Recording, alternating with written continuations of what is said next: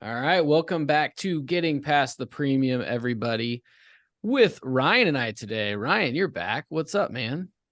I am. It's been a while. I'm It happy has to been a be while. here. It's good to see you. And With us today, we have Sean Brooks. Sean, how are you doing today? I'm doing great. Elliot and Ryan, wonderful to be with you. Excited to have a conversation with you here today. Yeah, I'm looking forward to it, man. I think you're going to provide a really good perspective for a lot of our listeners out there. But just to set the stage, why don't you kind of give everybody the background on who you are, what you do today, and then we'll jump in. Yeah, thanks for the opportunity. So currently I work with a firm called Buckingham Strategic Partners. I'm the divisional manager for the central region of the United States. And really what that means is I'm working with the top RIA firms across the Midwest, helping them in a number of different ways, not only with things like investments in back office and technology, but just thinking about the scalability of their enterprise value, the client experience they're delivering, and really all the ways that they're making an impact from a financial planning perspective for the clients that they serve. That's awesome. Yeah, that's awesome. I think what you do on a regular basis is a lot of what we talk about, firms needing to do in the risk management side of the industry, right? It's all one big conversation, but I think it's important that we recognize where the financial services industry has gotten versus where we're at with the risk management industry. And Ryan, I don't know if you have any perspective on that being in the financial services side, but yeah, we've talked about that a lot, right? About I don't necessarily know why. I have thoughts around why the financial services industry is more advanced, if you will, than the risk management space in terms of how advice is delivered and how they've made this transition from being more transactional to more holistic and advisory based. But regardless, Sean, I've been looking forward to this conversation. I think you bring a unique perspective when it comes to working with a bunch of different advisors across the country. And I think there's a lot that can be gleaned from your experience by being in these folks' shops and, taking best practices and things out of those to make everybody else better. So, I mean, if you don't mind, I'd kind of like to start just around the service side, or I should say experience side of things. You mentioned that in your intro, and we're in the risk management space in particular right now. It's very difficult from a market standpoint. We're going through massive rate increases.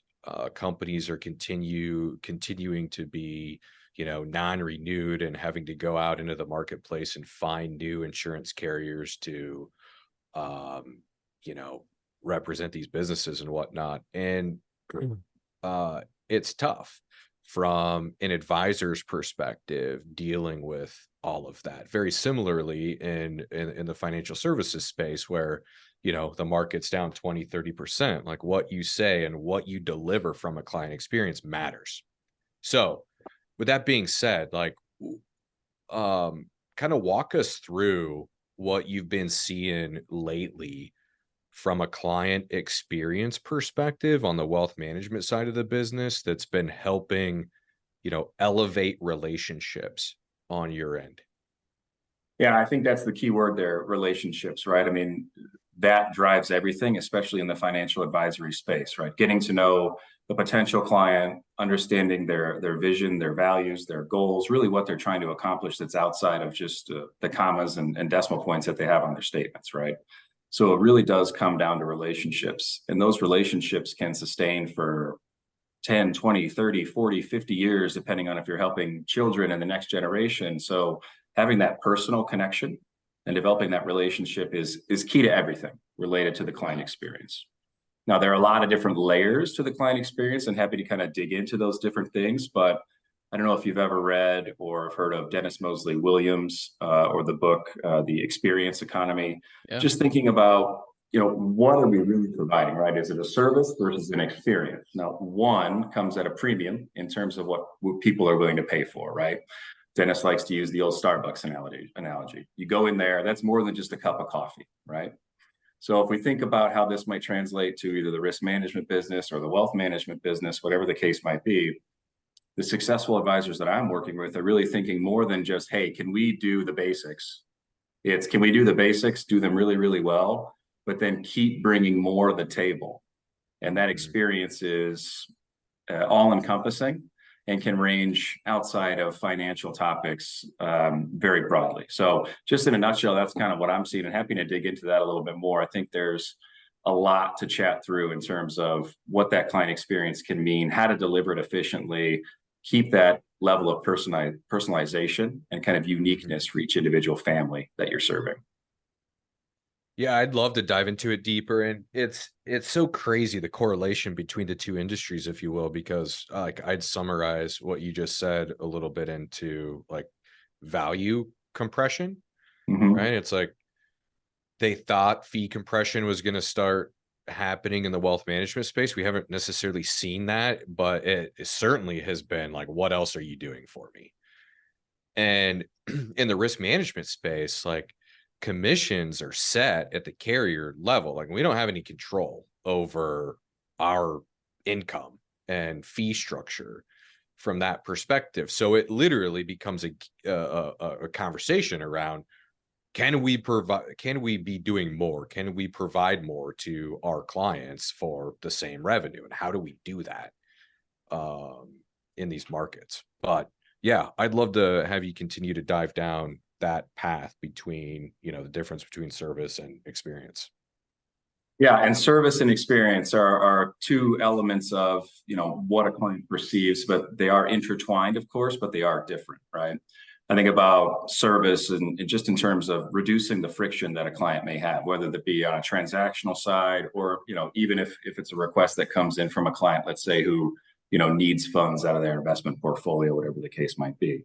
The service aspect is based around responsiveness, being able to execute on an order, whatever that could be, right, regardless of the industry. And again, reducing that friction that the client has. They have some sort of pain point or need. Can you solve it? Can you solve it efficiently? The next step then is, how do we turn client service into a good client experience? And that requires professionals to think forward and say, let's proactively identify what that next challenge might be. And while I'm in the midst of this service issue, the original reason you called or reached out, I can look forward and say, hey, to help deliver a better experience for you, I know that this is going to be that next issue you're going to face. Let's also address that as well. And that puts customers in the situation where they reach out for one thing, but then they're getting additional support. And man, that really elevates that experience, the feeling of, oh, they're really taking care of me and thinking about me in different ways if they're able to kind of look forward above and beyond what my original request was. That's so awesome. I think that separating service and experience is important, but again, they are intertwined. I think, you know, in the risk management space, there's some thoughts, and right, people in the industry have, you know, it's all transaction based. And I think in the financial advisory space, there are some feelings from clients as well that, you know, they're just collecting X% on my dollars and really don't care about me, right? So it's always for financial advisors about bridging that gap of what's the perceived value and what am I actually delivering, and do they match up? And I think that can be a difficult task for advisors sometimes who, you know a lot of the work that they're doing to help clients, but do their clients actually feel that? Are they delivering it to clients in a way where it's front and center on a continual basis to eliminate some of that shadow work that goes on in the background? Yeah, it's not enough to just tell the client anymore either. You're right. They have to feel it, experience it, see it, you know that you're doing things differently. Yeah, and that's a lot of education, a lot of touch points. Again, financial advisors, just like others in different industries, are providing a lot of value. But if the client doesn't see it, it's free, right? If they don't feel it, if they don't know that you did something in the background for them, they don't know that they're actually paying for that, which I think is what helps kind of translate from a transactional relationship to more of a sustained value relationship, where a client in the wealth advisory space is paying, you know, over very long periods of time. And as an advisor, you better be presenting that value in a way that the client can realize on a continual basis. Totally. Do you think that's a lot of times due to we just assume that the client knows what we're doing? You know, I feel that a lot, where we need to, you know, on the risk management side, you know, we a lot of times start that renewal process of doing a lot of work on the client's behalf, you know, 3 to 4 months ahead of their insurance renewal. And sometimes they don't even know that we're already working on it, and they might be out looking for other options because they have no idea that we're working on it. So I don't know what your perspective. I feel like we just assume that they might know that we're doing that work. I think that's very much so the case, because as professionals, we sit on this side of the table. We know everything that goes into maintaining relationships and creating proposals and reviewing policies and whatever the case might be. But again, it goes down to the fact that if the client doesn't know those things are being done, if you're not communicating that out in a proactive way versus just waiting for the phone call of, I think I'm up for renewal, or hey, we should be having a meeting this quarter, you're already behind the 8 ball. Yeah. So it's about being proactive with communication, education on different topics, whatever the case might be, and really providing that client with a continual sense of calm, because in our case, in the advisory world, that's one of the biggest things that can drive value in relationships, is the fact that the client just sleeps better at night, knowing things are taken care of by you, the professional. So there's a ton of value there. But again, if there's a disconnect, if their client isn't feeling that on a continual basis, that's when clients start to say, hey, maybe I should go to this other professional for something I need help with, when maybe that advisor or point person on the risk management side could have easily handled that and addressed it in an easier way. Totally. Makes a ton of sense. So, Sean, how have you been able to help advisors understand,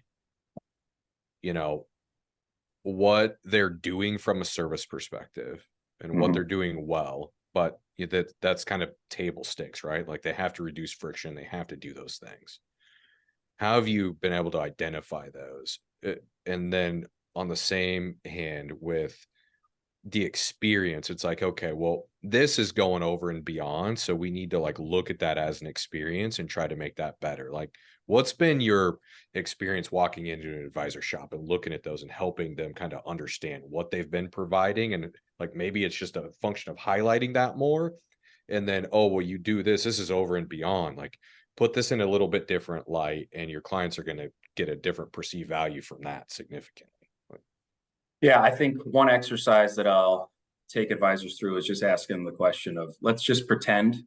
And again, going back to the financial advisory world, most clients are billed kind of in an ongoing basis on a quarterly kind of set schedule, right? So if we just do an exercise, myself and the advisor, and say, hey, let's say we were to turn off your automated quarterly billing for next quarter. And instead you were to reach out to your clients and say, hey, there's no bill collected this quarter, but what we'd love you to do is send payment for whatever value you believed you received in the last 90 days from us. Now, if that's not, that automated money isn't being pulled out, all of a sudden that puts the client and say, hey, what did I actually receive here? What am I getting? And if you kind of play that little game and kind of, it makes the advisor or the business owner think introspectively of, what are my clients actually getting? I know what I'm providing, but are they truly receiving it? And if you might put a little pause or a little skip of the heartbeat if they went through that and turned off their billing and said, just send me a payment for whatever you think the value is that we received in the last 90 days from us. That is a really good exercise to get advisors to say, man, a lot of my clients would send the full amount, or maybe I wouldn't, and then kind of identify some trouble spots. And from there, you can think through, what's the experience that different subsets of your clients actually are receiving? Are they getting the most value from the relationship? How are you delivering it? So you can kind of work backwards from there and say, like, this is really, really good. These are some areas that maybe you want to improve. But that kind of diagnostic is just one way to start that conversation. That's killer. Yeah, that's a great exercise to go through. That reminds me of the Amazon starting to sell insurance, Ryan, and if they can do it at 1% and you're doing it at 12%, how are you going to show the client they should pay you 11% more? That's going to happen at some point. And it already is to a degree, but yeah, in the advisory space, there's just so much noise, right? Same as in risk management. There's all these different offerings, and clients are, bombarded with the price is lowest here, and we have the best service, and it gets very, very confusing. In the advisory space specifically, there are very large name firms out there that can offer basic portfolio management and oversight from a planning professional at an extremely low cost. Now, it's more of a call center. It's a little bit more of an automated experience. The difference between what those firms charge and what, a true relationship and a real financial advisor can deliver, that delta there is essentially what clients are paying for. Yeah. It's that personal relationship and the fact that you aren't getting automated messages every month. It's more personalized, more tailored. And then again, that's where the thought of a client experience and being able to deliver that, that's what's so important. Because otherwise clients have so many options. If it's just a matter of price, that becomes a really difficult market. Yeah. Which, I think a goal for every one of us is to take it off of price. I mean, Exactly. it is clearly a factor, but we don't want it to be the factor. Yeah, absolutely. They always say what cost is the issue. Cost is an issue in the absence of value. There's some great saying there that I just butchered, but it's I think true. you nailed it actually. Pretty damn something like close. that. Sounded good. If you just would have rolled with it, nobody would have. Yeah. Yeah, thanks. But it really is. Perception is reality, right? So if a client doesn't perceive that you're doing the work for them, and there's really only one way to prove it, and that's by showing it to them and communicating it, then they're just not going to get what they think they're paying for. Totally. Yeah.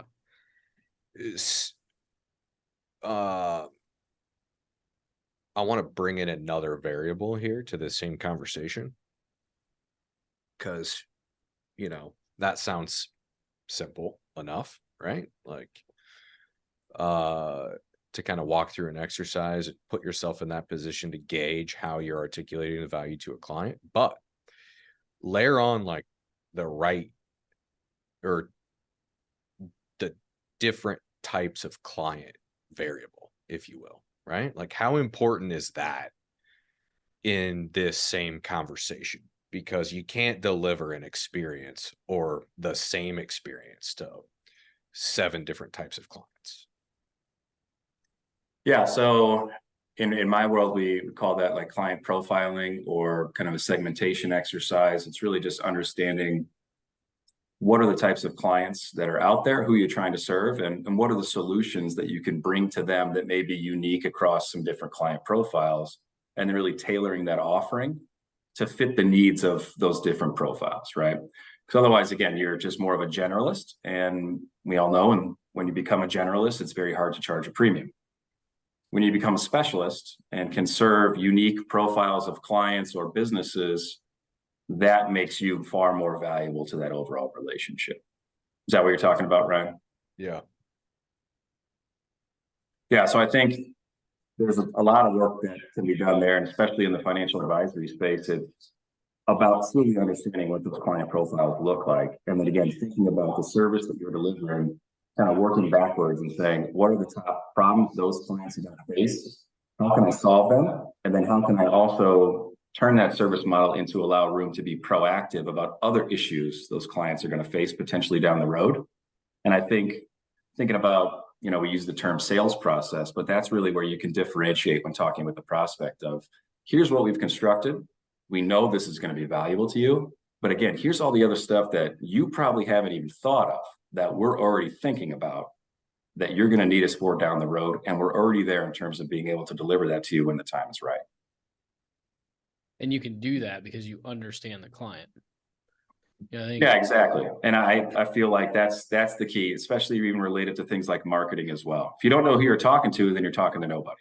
Yeah. So it's really about focusing on the specific client profile you're trying to reach. And then again, everything we just talked about, what are we trying to solve for? Where are those clients hanging out? What interests do they have? And really creating kind of a holistic approach, not only for talking about prospects, but when they become existing clients, like what type of content is going to be more valuable to them?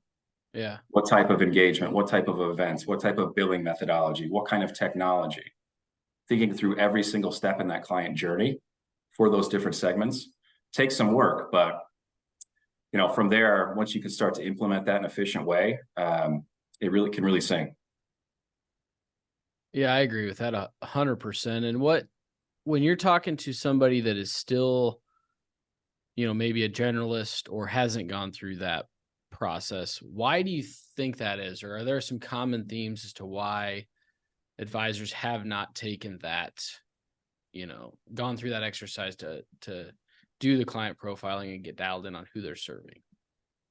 Yeah, there are a few different reasons. I'll say the number one reason I see is because initially just trying to create a business, you want revenue that's gonna, feed the family and pay the mortgage, right? And give you some room to run in terms of shaping the next step in the evolution of of the firm. So initially it can be a little bit more of a daunting task to say, brand new venture here, but this is the only profile that I'm serving, or maybe a small subset of profiles. That just seems like you're not casting wide enough of a net and might limit your potential opportunity set.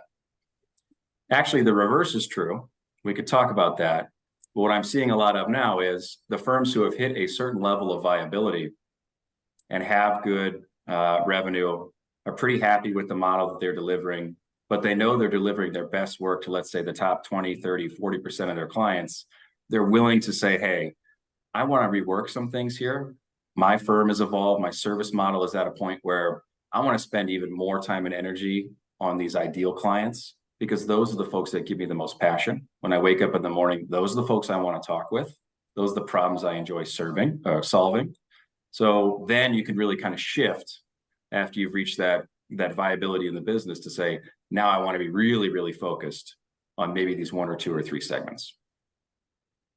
That's well said. I mean, the risk management insurance side of the industry is, I think, the same thing. Mm-hmm. And it's easy to not take that second step, or that evolution, because everybody needs insurance, right? And, to Ryan's point, we don't control a lot of the revenue that we receive to a degree. And so I think it just causes that lack of specialization to be easy to continue to do, when in reality, there's, everything you've mentioned about why it's so important is what can take you to the next level as a firm. But I totally agree with that. I mean, when you're just starting out, you got to do what you got to do. But I think it's important to have an idea of where you want to go and and work towards that as quickly as you can, put food on the table, but have that vision of where you're going.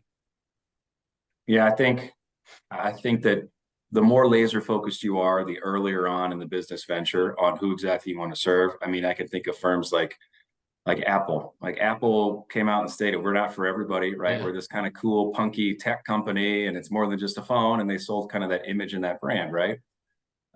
Tesla, they're not for everybody, right? Not everybody needs an EV or even likes, the style of the car. But guess what? Those businesses are successful because they know who they were going after from day one and really messaged the crud out of it and said, you're either with us or against us, but this is what we're really, really, really good at. Well, and there's a lot of people out there. There is a lot of businesses out there, like we've had this conversation over the years of, and we're having this conversation. It's like, well, there's not just going to be enough of those in Nebraska. It's like, number one, there probably is, but number two, we don't just need to work in Nebraska, which is where our firm is. But, it's all of those things that are limiting beliefs, right? From people that are nervous about focusing in a direction because of what it could limit and keep them from doing versus what can it allow me to do for those that I'm serving. Yeah, absolutely. It's crazy that we've been talking a lot about this internally. Just this is happening in every other aspect of our lives, because I want to touch or revisit something you said, which is that, the vast majority of the revenue usually is coming from a small percentage of clients. And you're, in essence, taking, value away from those top clients that are paying the majority of the revenue to provide a certain experience to the ones that are not, right? Like and so this hit me the other day when Nebraska's just proposed a $450 million renovation to the South Stadium. And I don't want to talk about football today, but let's get into it. Let's go. Right. Yeah. Well, we're not very good, Sean. Catch me while we're down. So, but we're cutting like 10,000 seats to enhance the experience, and we're putting in more box seats and everything else. And I was using it like, guess who's donating the $450 million? Like 250 million of it's coming from like 100 different people. And they're in essence like catering.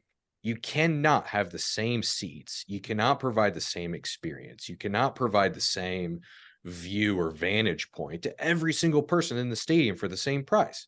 You just can't do it. But we don't complain. We look at the price of the tickets and we're like, oh, well, I can't afford that one, so I'll take this one. And I know that I'm going to get that with this. So it's like when I think about different analogies like that, it takes me back to, it's like we're just not clearly communicating good enough to the client on like what to expect. And then we just can't get out of our own way to actually go out and sit with that client and say, this is the only thing that you're going to get. Or maybe it's not the only thing, but here's what you're going to get for who you are. I'm reminded of a phrase, what's fair is not always equal. So somebody who comes in, and in your example, Ryan, has a suite and they paid a lot of money for it to watch Nebraska play really, really good football every single Saturday. You know, they're going to get a little bit of a different experience than the folks who, within their budget and what they like to do, and maybe it's a tailgate and they've been sitting in, you know, section 240 for 30 years with their family. Like, that's a different experience for them, right? They don't pay the same amount as the person who's got, you know, the valet parking, and they're walking through the heated tunnels and they're going to the AC with the suite and all the food and jazz like that. So the experience is different, but that doesn't mean it's better or worse. It's just, it's equivalent to kind of what they're paying for, right? So what's fair is not always equal. And I think if financial advisors, in my case, with who I work with quite frequently, kind of get some freedom around that expression and just say, I've got some top clients, or I've got ideal clients here, or a profile of clients here. Again, they might need a different service model. That doesn't mean one is better or worse. It just means it's relative to what they should be getting at this point in their lives with the complexities they're trying to solve. Have you ever seen anybody lay out options and let a client choose where they're at based upon how much they want to pay? Because sometimes I feel like that would, you know, in the risk management industry, that would obviously get more hairy. But where if you have 3 different models and they fit in the model where they're going to get a little bit of a stripped down version of what the top clients would receive, you know, but let them choose. If they want to pay more, then, you know, they could certainly get that experience. And then if they don't choose that and they're comfortable and they willingly go into the other option, then like everyone can have peace of mind that like, oh, well, you know, they selected that. That's where they want to be. And that's exactly what we're going to give them. Yeah, I think that is a great strategy, and actually one that I work on with RAs across the Midwest, just thinking through, again, going back to your point, what are the different service levels that you want to provide? And we see this across all different things, right? You can get Disney Plus or Disney Plus with Hulu and ESPN Plus. Like, what's right for you? They come at different costs, right? So we're offered all these different options based on our perceived needs. And they have different, you know, every company has kind of different tranches of what experience you're going to buy, right?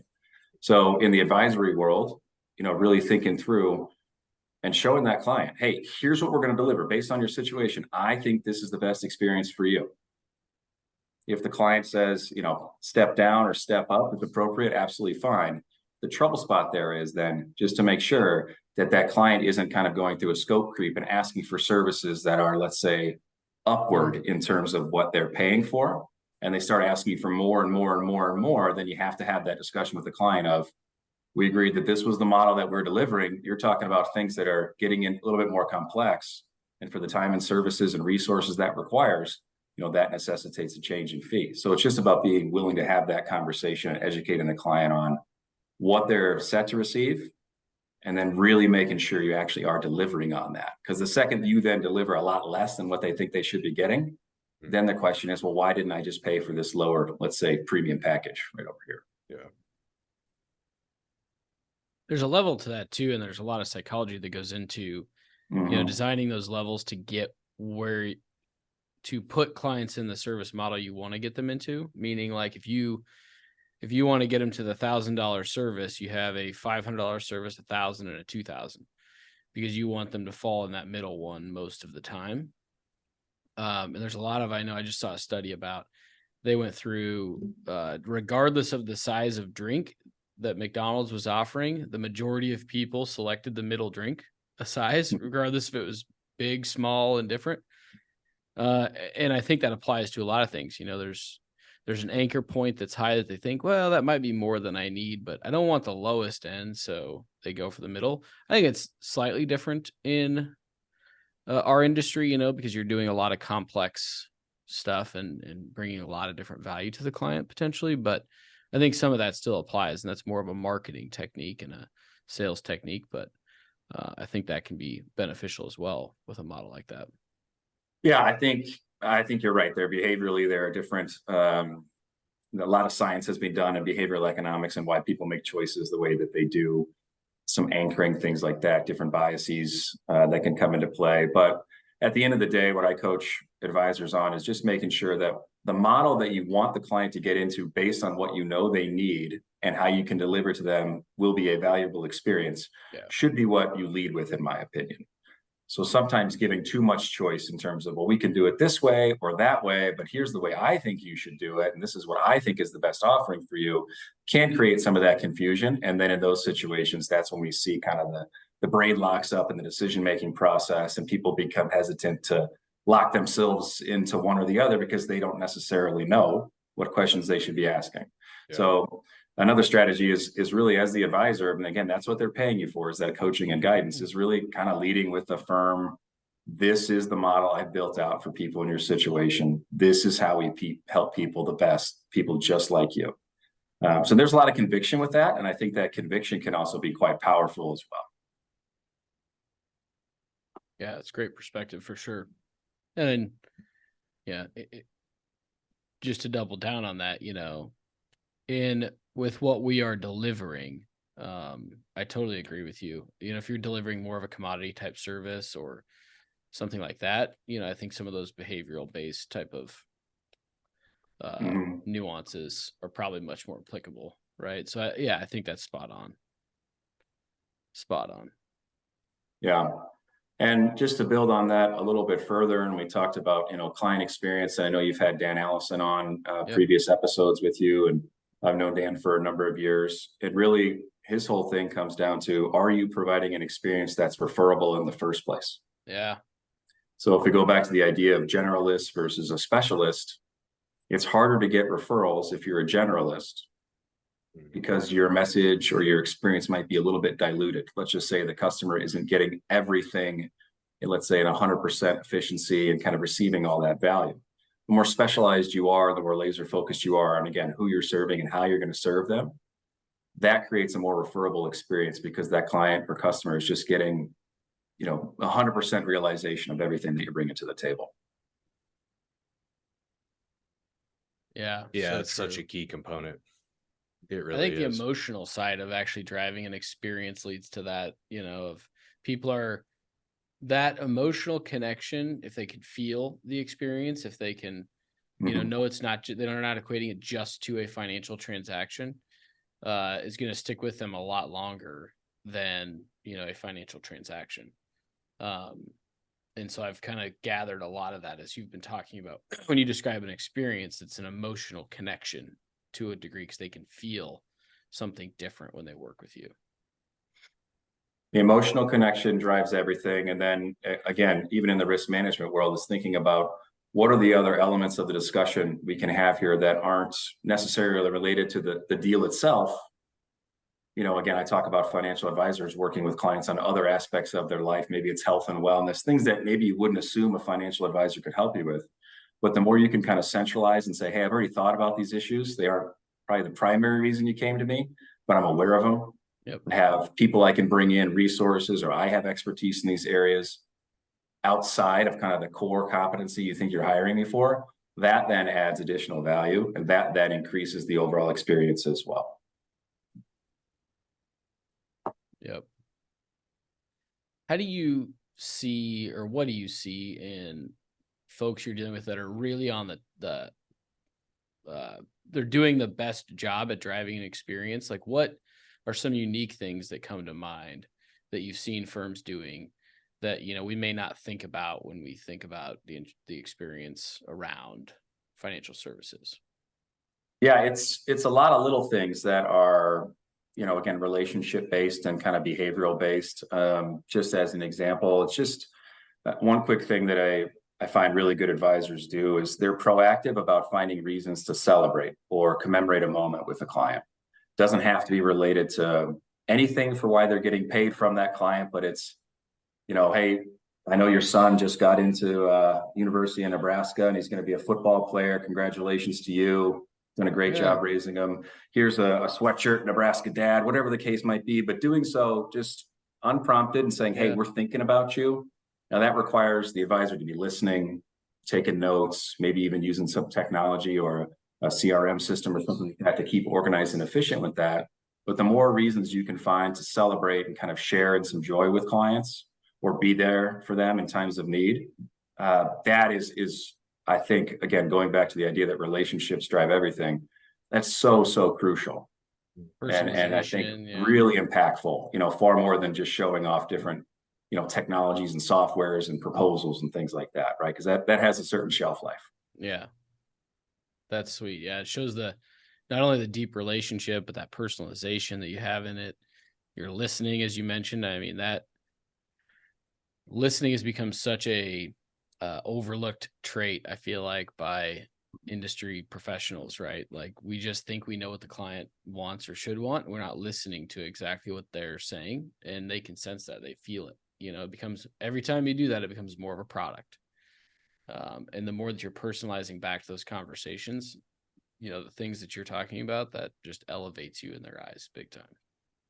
There's a similar like sniff test to Sean, that what you were describing earlier, just to kind of check yourself on this around being able to, like, we know that we're not going to be perfect in delivering a service or an experience. Things are going to happen. We're going to screw stuff up. Like, and I think sometimes we're just so afraid to do that. And one of the reasons why we're afraid to do that is because we don't have that relationship. If we don't have the relationship, then we're scared to death that if we screw something up, they're gone. And so, you know, it's kind of a good test. It's like, okay, so if you screw up big time, you know, do they understand that it was an accident and that you do deeply care about them? And, you know, can you overcome that? Or are they like, well, shit, he doesn't know anything about me. He doesn't really care about me. And they screwed up. I'm out. Yeah, that relationship equity will get you through a lot of speed bumps and hiccups. And I think in general, clients are relatively understanding of those things. As you mentioned, you know, nobody's perfect. So those things happen, right? But without that relationship equity, which it can take a long time to kind of build up and have that operate in a sustained way. But that's the key. Again, this all goes back to relationships, especially in the financial advisory space. And I think in your industry and risk management, again, there's so much that can be addressed inside of the scope of that relationship that maybe gets overlooked, that I think that the industry could kind of start paying a bit more attention to, just exactly like in the financial advisory space.